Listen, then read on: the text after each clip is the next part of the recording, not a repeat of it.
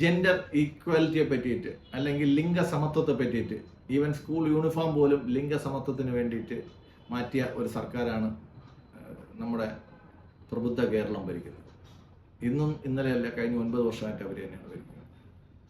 അപ്പോൾ എന്ത് പറയുമ്പോഴത്തേക്കും ജെൻഡർ ഈക്വാലിറ്റി പറയും, പക്ഷേ അത് പാർട്ടിയിലെ ഭരണസമിതി അംഗങ്ങളെ പറ്റിയിട്ടായാലും പാർട്ടി സെക്രട്ടറിയെ പറ്റിയായിട്ടായാലും ഒന്നുമില്ല.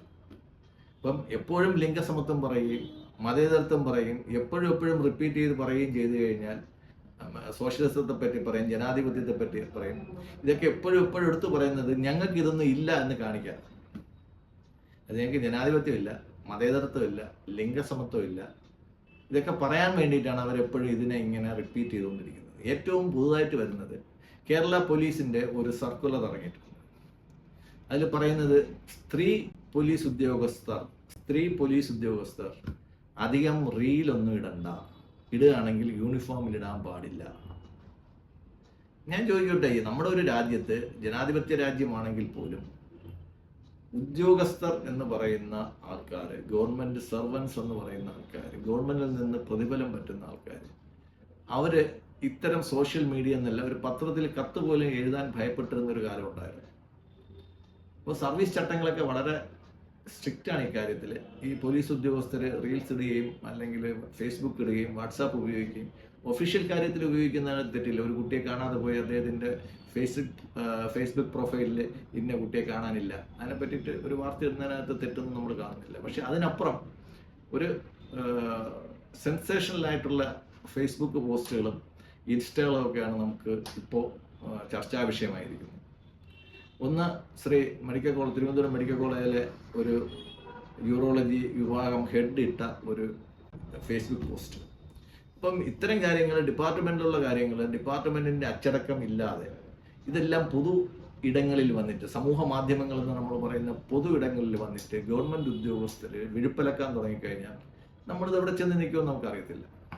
അപ്പോഴാണ് ഇങ്ങനെ വന്നിരിക്കുന്നത്, സ്ത്രീ ഉദ്യോഗസ്ഥർ യൂണിഫോമിൽ ഫേസ്ബുക്ക് പോസ്റ്റ് ഇടാൻ പാടില്ല. ഇത് കൃത്യമായ ലിംഗ വിവേചനമാണ്.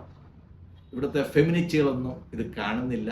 ഈ ഫെമിനിസ്റ്റുകളും ഈ പുകാസക്കാരും എല്ലാം ഈ പാർട്ടി അടിമകളായതുകൊണ്ട് പാർട്ടിക്ക് എതിരായിട്ട് വരുന്ന കാര്യങ്ങളൊന്നും ഇവർ കാണത്തില്ല. അതൊരു സെലക്റ്റീവ് അംനേഷ്യയാണ്. അവർക്ക് കാണാൻ പറ്റത്തില്ല, അവർ കേൾക്കത്തില്ല.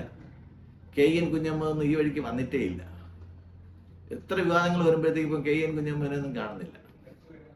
അപ്പോൾ ഈ കുറെ ഫെമിനിസ്റ്റുകളുണ്ട്, അവർ മറ്റെന്തെങ്കിലും കാര്യം വരികയാണെങ്കിൽ രാത്രി ഇറങ്ങി നടക്കണം, പിന്നെ നൈറ്റ് വാക്ക്, അങ്ങനെയൊക്കെ കുറേ സാധനങ്ങൾ, പിന്നെ കഞ്ചാവ് അടിക്കുന്നതിനും പബ്ബിനും ഒക്കെ അവർക്ക് തുല്യത വേണം, ഇതൊക്കെ ആവശ്യപ്പെടുന്നുണ്ട്.